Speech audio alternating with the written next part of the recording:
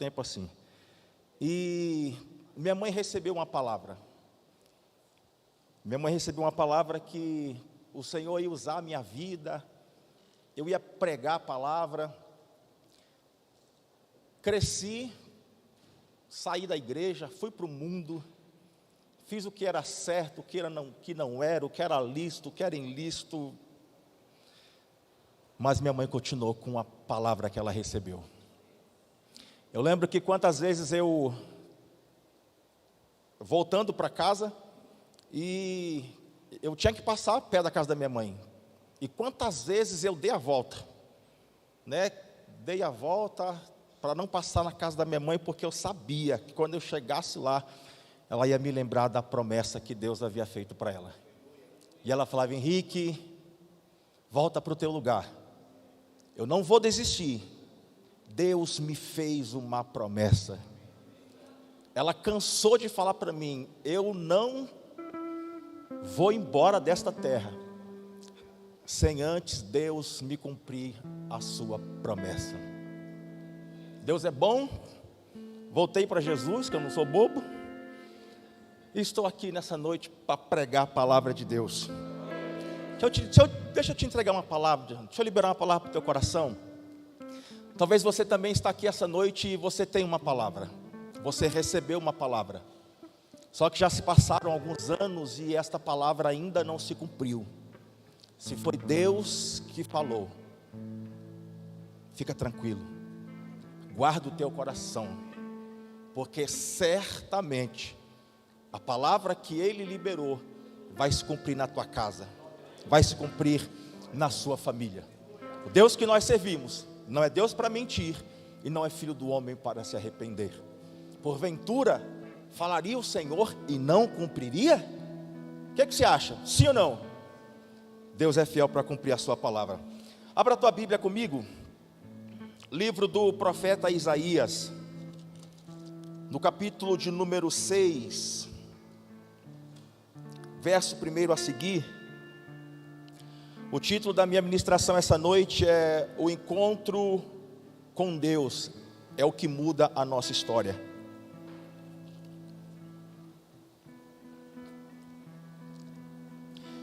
No ano em que morreu o rei Uzias, eu vi o Senhor assentado sobre um alto e sublime trono, e as asas do seu manto enchiam o templo. Acima dele havia serafins, cada um tinha 6 asas, com 2 cobriam o rosto, com 2 cobriam os pés e com 2 voavam. E clamavam uns aos outros: Santo, Santo, Santo é o Senhor dos exércitos. Toda a terra está cheia da sua glória. E as bases da porta tremeram à voz do que clamava, e a casa se encheu de fumaça.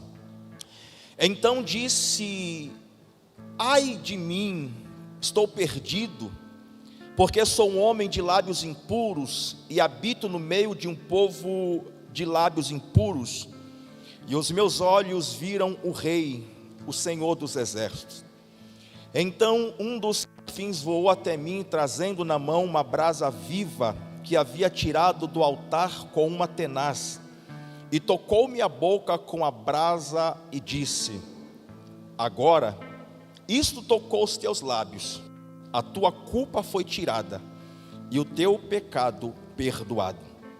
Depois disso ouvi a voz do Senhor que dizia: a quem enviarei? Quem há de ir por nós? Eu disse: aqui estou, envia-me a mim.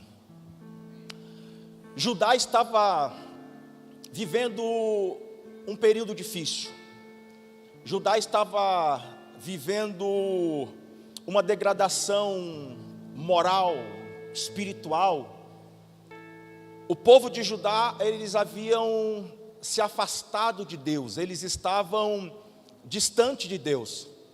Certo é que no capítulo 1, Deus falando com Isaías, Deus disse que os animais, eles conheciam o coxo, sabiam quem eram os seus donos, mas Judá não conhecia o Senhor. As pessoas, elas estavam tristes, cabisbaixas, frustradas, porque o rei Uzias ele estava morto. E o rei Uzias, 1 de Crônicas 26, a partir do versículo 1, vai falar quem era Uzias. E Uzias ele foi o grande rei de Judá. Com 16 anos, Uzias ele começa a reinar, e o seu reinado vai durar por 52 anos. Nesses 52 anos em que Uzias governou e liderou, Uzias trouxe transformações para o exército, para a economia. Uzias expandiu o território de Judá, e as pessoas elas tinham Uzias como um grande rei. Só que as pessoas agora elas andam pela cidade cabisbaixos, frustrados. E na mente deles eles pensavam: e agora? O que vai ser de nós? Quem é que vai nos liderar como Uzias nos liderou? Quem é que vai trazer as reformas que Uzias trouxe para nós? Agora nós estamos perdidos, porque é impossível levantar um rei como o rei Uzias. As pessoas olham para o templo e elas veem que a cadeira de Uzias está vazia. É nesse contexto em que o Isaías tem um encontro com a presença de Deus. Se aqui na terra as pessoas elas estão olhando para o trono do Uzias e estão vendo o trono vazio, Deus chama o profeta Isaías para que até o Isaías tirasse o seu olhar do trono de Uzias e olhasse para cima. Quando o Isaías olha para cima, o Isaías tem uma visão do interior do céu. E nesta visão, o Isaías vê o Senhor assentado sobre um alto e sublime trono. O que é que Deus estava falando para o Isaías? Isaías, o trono do Uzias está vazio, mas eu continuo assentado no meu trono, governando sobre todas as coisas. O versículo 1 que nós acabamos de ler diz que no ano em que morreu o rei Uzias, o Isaías ele tem esta visão. Uzias precisou morrer para que o Isaías tivesse esta visão do céu. A minha pergunta é: qual é o Uzias que precisa morrer na nossa vida para que nós possamos ter uma visão clara de quem é o Senhor?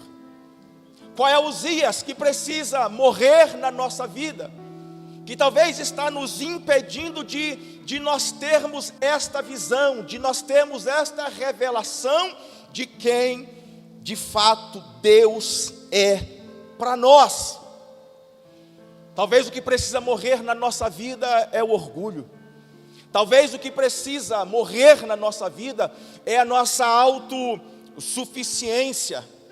Talvez o que precisa morrer na nossa vida é a nossa falta de fé, para nós darmos passos de fé em direção àquilo que Deus ele tem para nós. A revelação que o Isaías tem, esta revelação vai mudar a sua vida. Esse Isaías nunca mais vai ser o mesmo. Esta revelação vai ser um divisor de águas. O Isaías antes da revelação é um, o Isaías depois que teve este encontro com o Senhor, esse Isaías é outro, não é mais o mesmo Isaías. Nós lemos no versículo 5 que depois que o Isaías ele tem esta visão, o Isaías ele olha para dentro dele e diz assim: ai de mim. Versículo 5: então disse eu: ai de mim.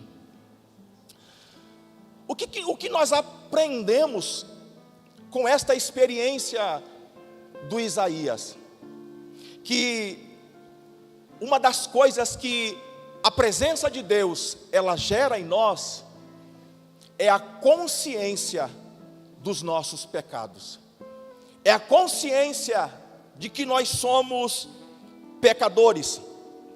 Porque diante dos outros, diante das pessoas, nós podemos até camuflar um pecado, nós podemos até esconder um pecado, mas quando nós estamos diante da presença de Deus, nós somos tão constrangidos com a presença de Deus, que nós não conseguimos olhar e apontar o pecado do outro, porque diante da presença de Deus, nós somos constrangidos a olhar para dentro de nós, porque às vezes, fora da presença de Deus, alguém que fica procurando um pecado no outro, para ele se sentir confortável no dele.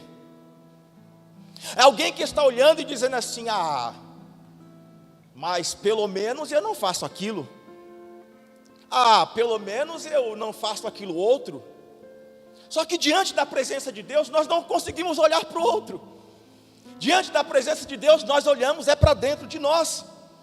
E o Isaías, até o capítulo 6, capítulo 2, capítulo 3, capítulo 5, o Isaías é alguém que está olhando para o outro.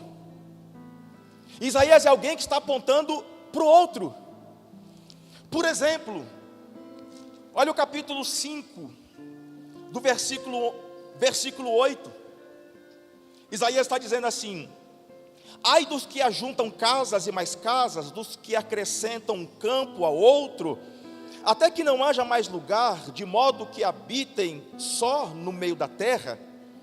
Versículo 11, Isaías está dizendo: ai dos que se levantam cedo para se embebedar e continuar até a meia-noite bebendo vinho para se esquecer. Pelo menos 9 vezes o Isaías vai estar dizendo: ai do outro, ai daquele outro, pelo menos 9 vezes. Só que quando Isaías está diante da presença de Deus, aleluia, o Isaías olha para dentro. A presença de Deus trouxe para o Isaías esta consciência de quem de fato o Isaías era.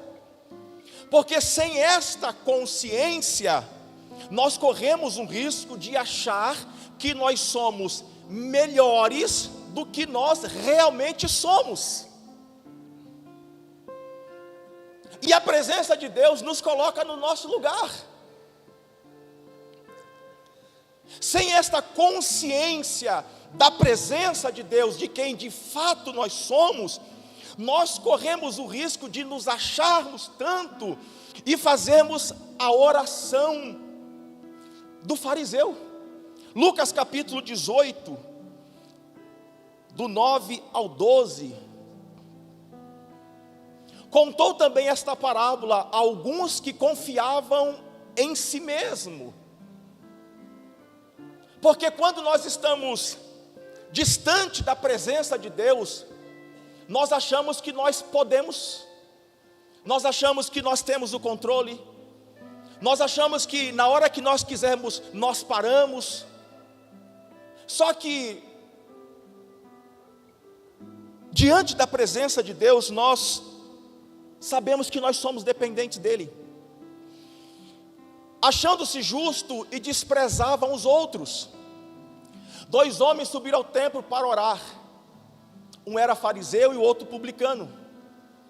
O fariseu de pé orava consigo mesmo: ó Deus, graças te dou, porque não sou como os outros homens, ladrões, injustos, adúlteros, nem mesmo como este publicano. se nós não tivermos a consciência de quem nós somos, nós corremos o risco de fazer esse tipo de oração, de achar que nós estamos em um lugar privilegiado. Que bom que a presença de Deus nos coloca no nosso lugar. Aleluia. E o primeiro passo para nós recebermos o perdão dos nossos pecados é reconhecer. Nós precisamos reconhecer quem realmente nós somos. Gente, e nós somos pecadores. Nós precisamos reconhecer que o sacrifício de Jesus na cruz é suficiente para perdoar os nossos pecados. Porque enquanto alguém não tem esta consciência e não reconhece, tudo que nós falamos para ela não faz sentido. Nós que estamos acostumados aqui sentar com alguém em discipulado, a primeira coisa nós temos que desconstruir algumas coisas. Porque se ela não reconhecer o seu estado, se ela não reconhecer onde ela está, um gatilho de mudança não é acionado. Talvez você tenha experiência com alguém em casa, na família, um amigo, que está doente, está viciado no álcool, nas drogas. E quando você senta para conversar com esta pessoa, ela não reconhece que está doente, ela não reconhece que precisa de ajuda, ela não reconhece o estado que ela está. Ela está em um lugar, mas pensa que está em outro.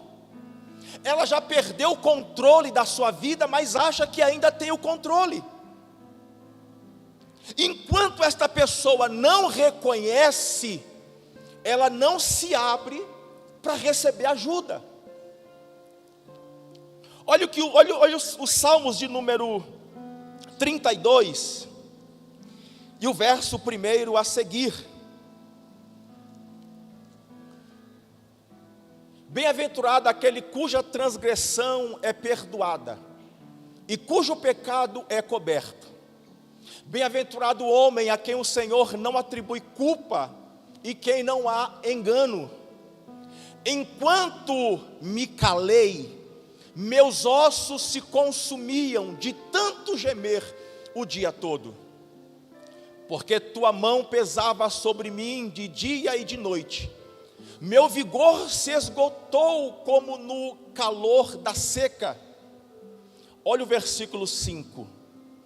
Confessei-te o meu pecado, não encobrir minha culpa. Eu disse, confessarei as minhas transgressões ao Senhor, e tu perdoaste a culpa do meu pecado. O que o salmista está dizendo? Enquanto eu estava em um outro lugar, que eu não reconhecia quem realmente, de fato eu sou, eu estava doente. Os meus ossos estavam adoecidos. Mas no versículo 5 ele diz, eu reconheci quem eu sou pecador, e eu vou confessar o meu pecado.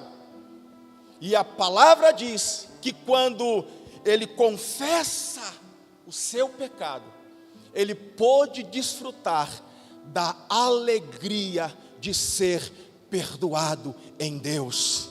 Alguém aqui que já sentiu essa alegria? Alguém que foi perdoado em Deus? Alguém sabe que é um pecador arrependido, mas que em Deus foi perdoado? Enquanto ele guardou, enquanto ele não reconheceu, ele ficou doente. Quantas pessoas estão doentes? Quantas pessoas não reconheceram e não se abrem para receber ajuda, para receber apoio? Quantas pessoas poderiam estar desfrutando do que o reino de Deus tem disponibilizado para nós, poderiam estar assentando à mesa do Senhor e participando do banquete do Senhor, mas ainda não estão, porque não reconhecem. O Isaías no verso 7, versos 6 e 7, o Isaías pôde desfrutar da alegria de ser perdoado pelo Senhor.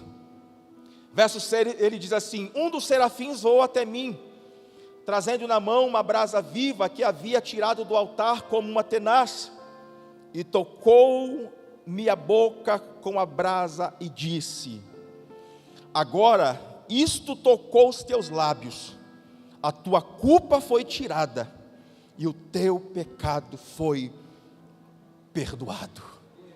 Aleluia.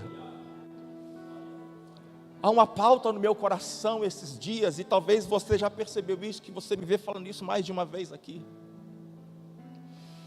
O pecado não é o fim. Quantas pessoas têm sido enganadas pelo diabo? Porque o diabo tem convencido essas pessoas que para elas não tem mais jeito, que elas não podem mais sentar à mesa, que elas não podem mais desfrutar da presença de Deus, porque elas pecaram. A palavra de Deus diz em 1 João, no capítulo 2, verso 1 e 2, o João vai dizer: filhinhos, não é para vocês pecarem mais, não peca, mas se vocês pecarem, nós temos um advogado junto ao Pai, que é fiel para perdoar os nossos pecados. Talvez você é alguém que está aqui ou que nos acompanha de casa, e talvez você é como Isaías, que frequenta os cultos, que canta louvores, que coloca louvores, que lê a palavra, mas o que você precisa é ter um encontro, o que você precisa é ter um encontro com o Senhor, um encontro profundo, um encontro verdadeiro. Talvez o encontro que você está tendo com o Senhor é aquele encontro da superficialidade, é aquele encontro raso, um encontro que talvez é baseado na troca. Senhor, se o Senhor me der isso, aí eu te dou aquilo. O que nós precisamos e o que o Senhor quer ter conosco é um encontro profundo, é uma experiência profunda, é um tipo de experiência que nos tira da superficialidade, e que o Senhor nos leve para um lugar que, se Ele fizer, Ele é Deus. Se Ele nos der, Ele continua sendo Deus. Se Ele falar sim para nós, nós estamos louvando a Ele, mas se Ele falar não para nós, nós estamos louvando Ele do mesmo jeito, porque nós não estamos servindo pelo que Ele nos dá, nós estamos servindo pelo que Ele é, e Ele é bom em todo tempo. Aleluia! Oh glória! Oh glória! Se abra nessa noite, se abra, permita esse encontro. Enquanto eu vou pregando aqui a palavra, vai gerando aí no teu espírito expectativa, vai gerando aí no teu espírito entusiasmo para esse encontro. Aleluia! O profeta disse no versículo 8: depois disso, depois de quê? Depois que Isaías reconhece quem ele é, depois que o Isaías tem o seu, depois que Isaías confessa o seu pecado, e depois que o Isaías recebe perdão dos seus pecados, depois disso, aí o Isaías diz: eu ouvi a voz do Senhor. O que é que eu aprendo? Que existe um processo. O que é que eu aprendo? Que existe um caminho de cura, existe um caminho de perdão, existe um processo. O problema é que Antes de nós chamarmos Jesus para nossa casa, nós estamos chamando Jesus para nossa causa. Antes de nós chamarmos Jesus para nossa casa, aqui ó, esta casa, nós estamos chamando Jesus para nossa causa. E Jesus não quer entrar na nossa vida para resolver a nossa causa. Jesus não quer entrar na nossa vida para resolver o nosso problema e depois ir embora. Existem processos. E muitos de nós, às vezes, não somos bem-sucedidos nas nossas causas, porque nós queremos pular fases. Nós queremos encurtar o caminho. Percebe que primeiro Isaías reconheceu quem ele era. Depois Isaías confessou os seus pecados. Depois Isaías, ele foi perdoado dos seus pecados. Só então ele disse: eu ouvi a voz do Senhor. Jesus precisa, em primeiro lugar, entrar na nossa casa, para depois Ele entrar na nossa causa.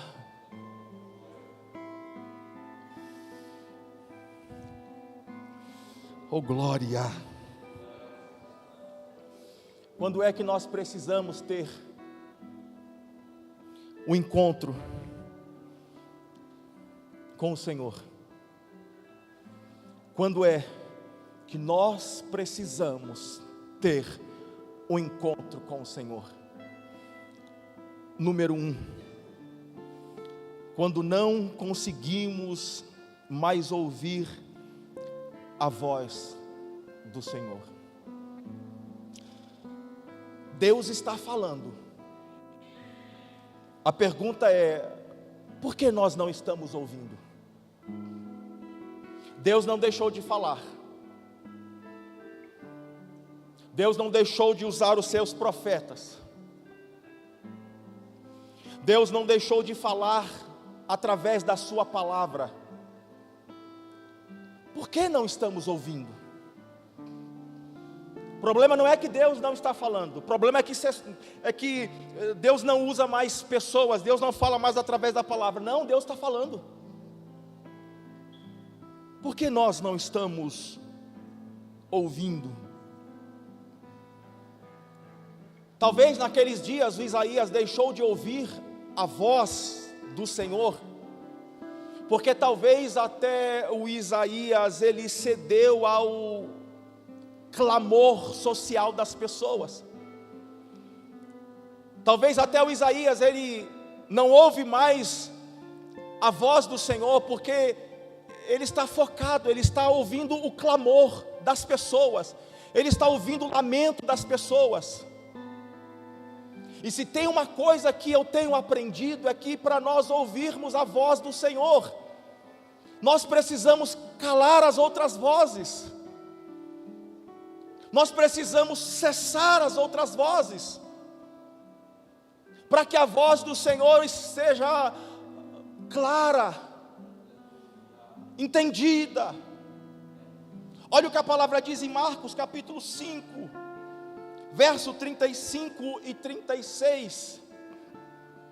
Enquanto ele ainda falava, chegaram pessoas da casa do chefe da sinagoga, a quem disseram: a tua filha já morreu, por que ainda incomodas o mestre? Percebendo isso, Jesus disse ao chefe da sinagoga: não temas, crê somente. Aleluia. Existe uma voz que está gritando no ouvido do Jairo: a tua filha já morreu, não tem mais jeito, não incomoda mais o mestre, volta para casa, vamos cuidar do funeral, vamos cuidar dos preparativos para fazer o sepultamento. Só que do outro lado, tem a doce voz de Jesus dizendo para o Jairo: não temas, creia somente. Percebe que para o Jairo ouvir a voz de Jesus, o Jairo precisa calar a voz daqueles homens.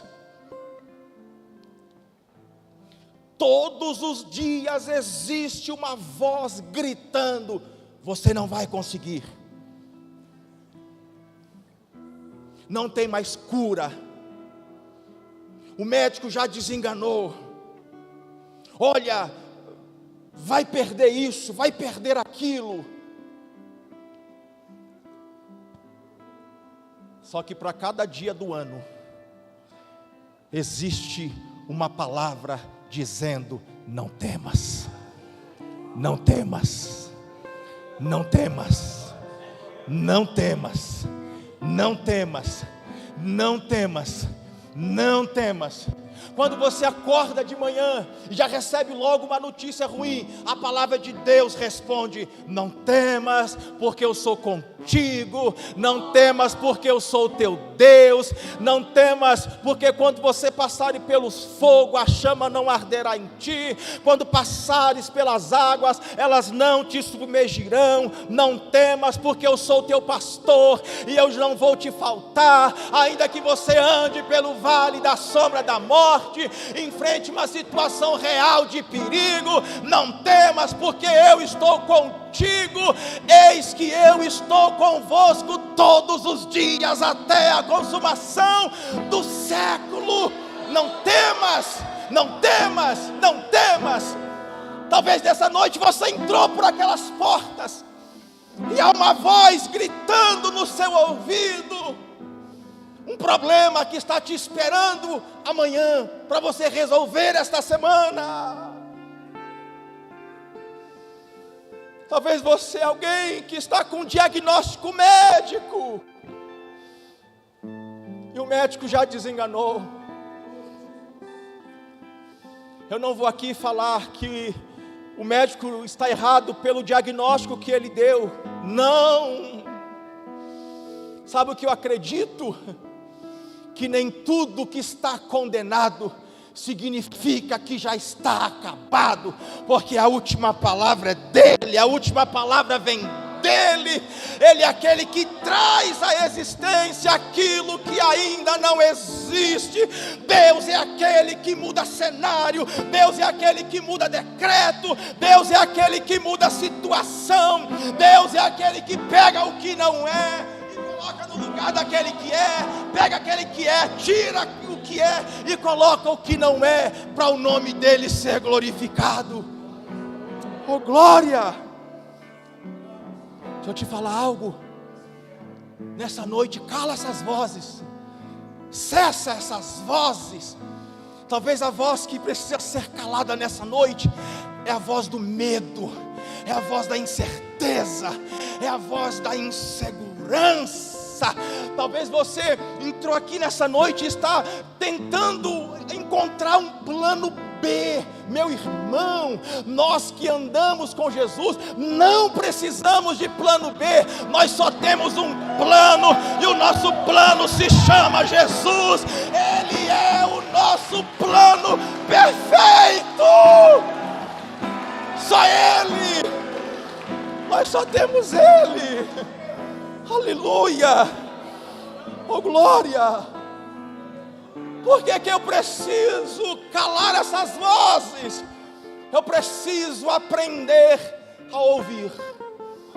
Eu preciso aprender a ouvir. Romanos 10, 17. Você sabe de cor salteado. Vamos lá, Romanos 10, 17. 1, 2, 3.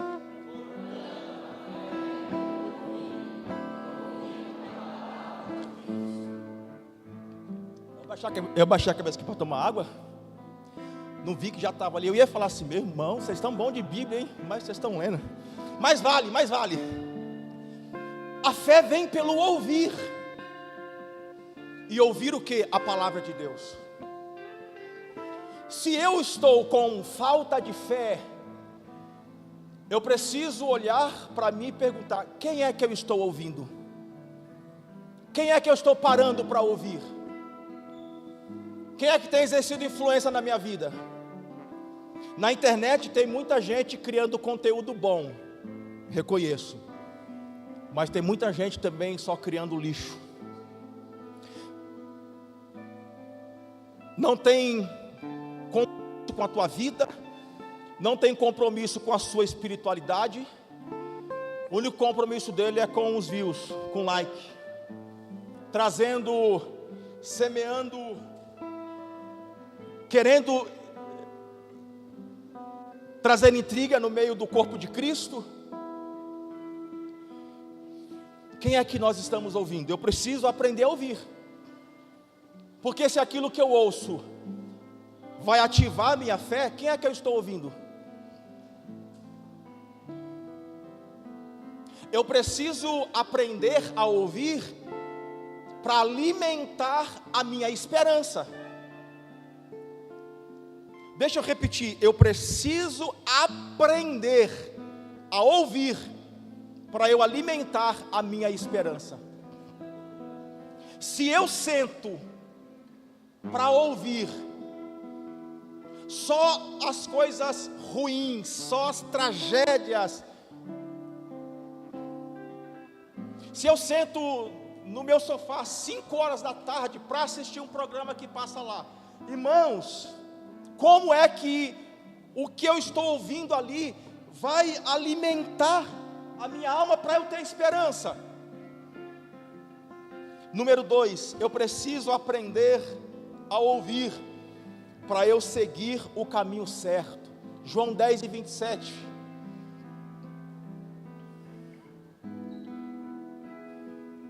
Estas ouve o que, gente?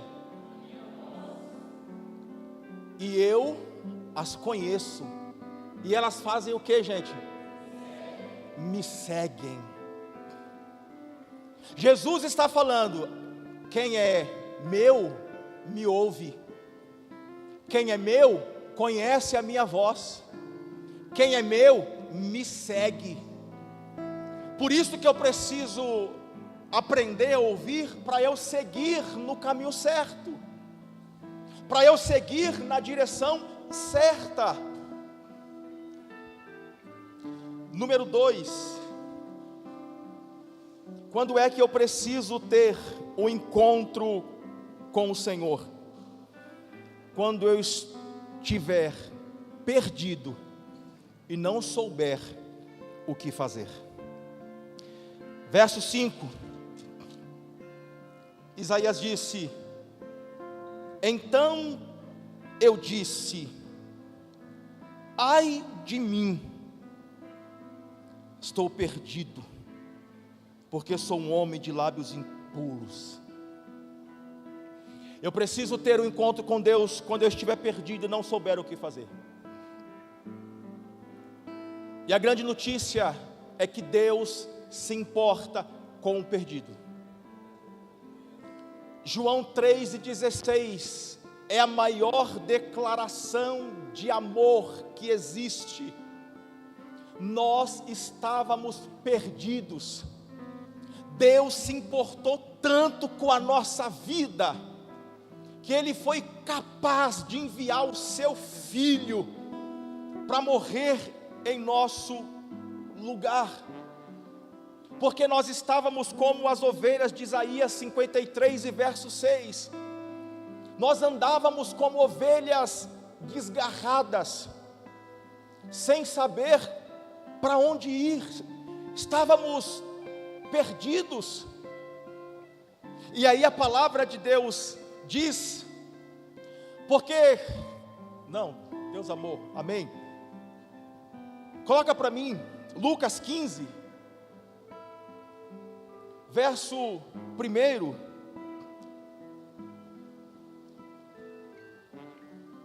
verso 2, mas os fariseus e os escribas os criticavam, dizendo: esse recebe pecadores e come com eles.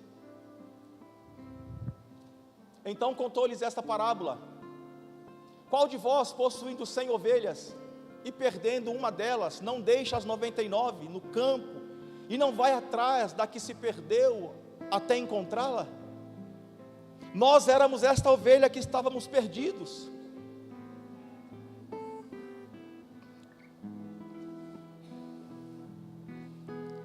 Mesmo assim, este pastor deixa as 99 e foi atrás de mim, e foi atrás de você, e nós nada fizemos para merecermos isso, nós nada fizemos para merecermos o seu amor, é porque Ele se importa com quem está perdido. Gênesis capítulo 3, verso 8, 9 e 10, a Bíblia diz que depois que o Adão se perdeu, Deus poderia exterminar o Adão, Deus poderia criar um outro homem, uma outra mulher, mas o Adão perdido, Deus foi atrás do Adão. O que você faz aí, Adão? Está fazendo o que aí, Adão? Deus ainda continua procurando o perdido. Deus continua querendo ter um encontro conosco. Número 3, e nós vamos orar. Número 3, quando é que nós precisamos ter um encontro com o Senhor? É quando nós perdemos a motivação para fazer aquilo que fomos chamados para fazer.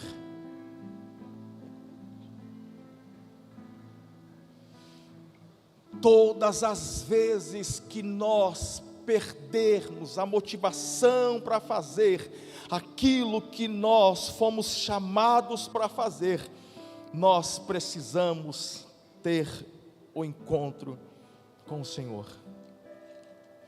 Talvez Isaías perdeu a motivação de profetizar. Talvez Isaías perdeu a motivação de entregar a palavra porque o povo não dava mais ouvido. Porque o povo não queria mais ouvir as suas profecias, o povo não queria ouvir mais o que Deus tinha para falar com eles, porque eles haviam se afastado de Deus. E talvez o Isaías, ele perde aquela motivação que ele tinha. E aí Deus chama o profeta. Porque todas as vezes que nós perdemos a motivação para fazer aquilo que nós somos chamados para fazer, nós não ouvimos o Senhor.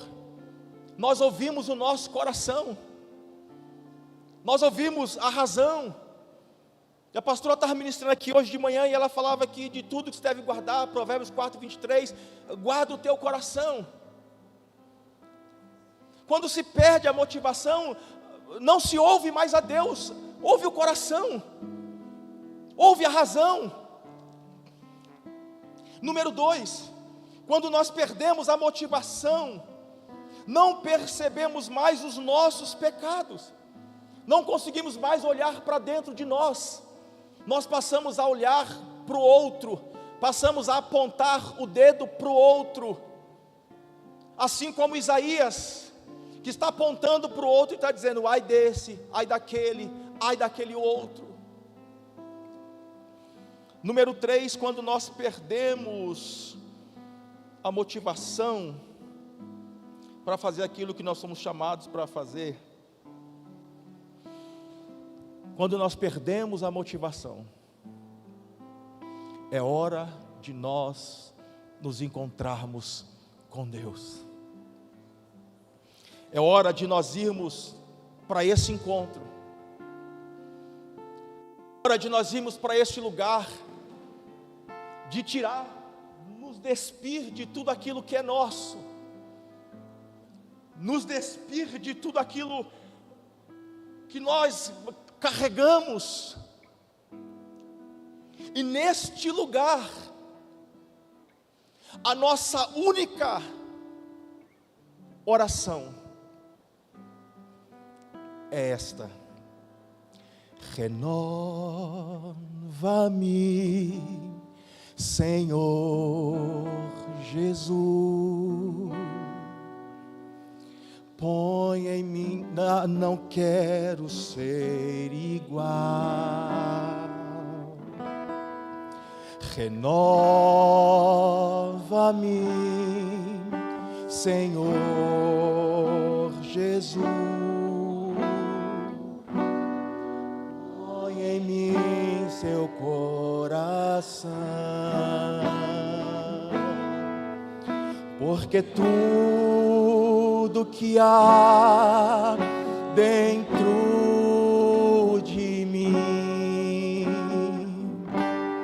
necessita ser mudado,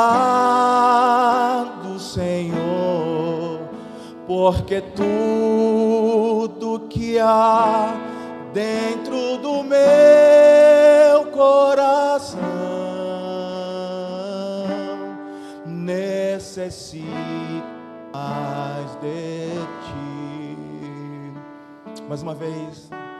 Renova-me, Senhor Jesus. Não quero ser igual. Fale para ele, fale para ele, fale. Renova-me, Senhor Jesus.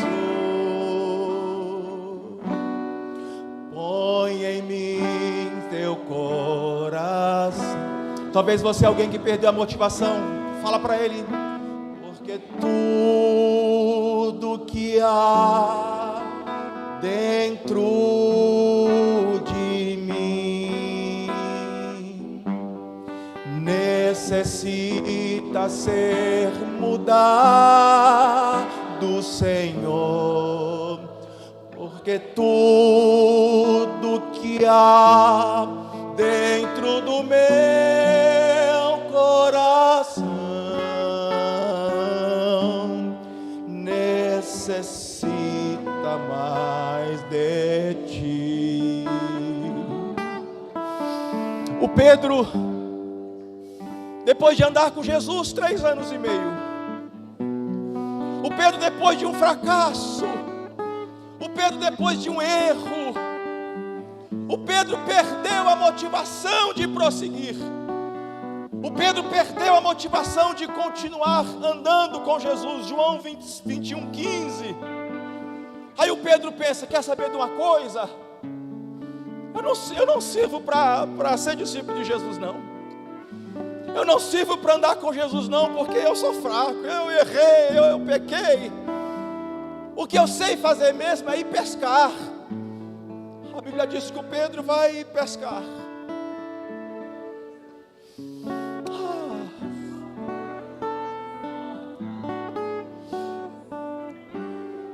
O Pedro vai pescar. O Pedro não sabe.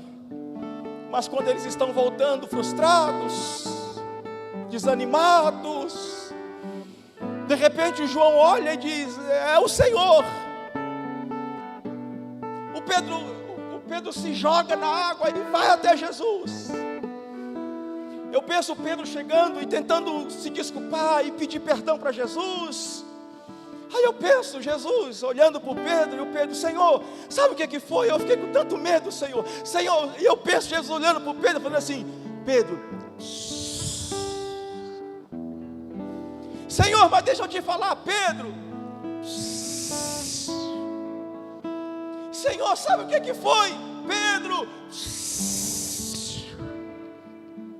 tá bom, Senhor, eu entendi.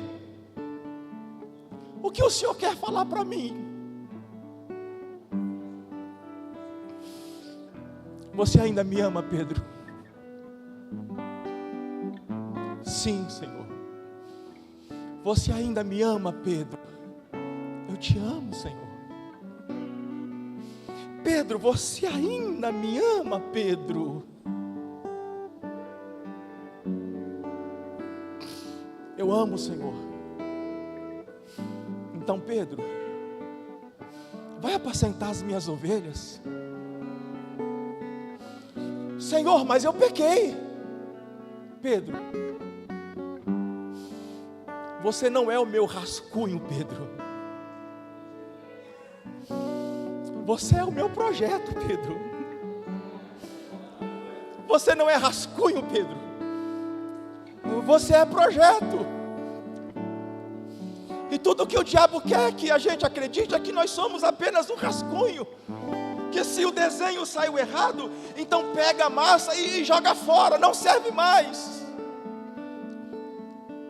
E talvez você perdeu a motivação para fazer, porque talvez você pensou que você era um rascunho descartável. Nesta noite, o mesmo Jesus que foi encontrar o Pedro, depois do Pedro ter errado e falhado, é o mesmo Jesus que nesta noite quer encontrar a tua vida. Você pode se colocar de pé? Deixa eu te lembrar de algo. Você não veio aqui essa noite para um passeio. Você não veio aqui essa noite para rever algumas pessoas. Você veio aqui essa noite para o encontro com o Senhor. Você veio aqui essa noite para encontrar o teu Deus. Nessa noite, se abra. Crie expectativa para esse encontro. Sente à mesa do Senhor. Fale para Ele. Fale para Ele o que está no teu coração.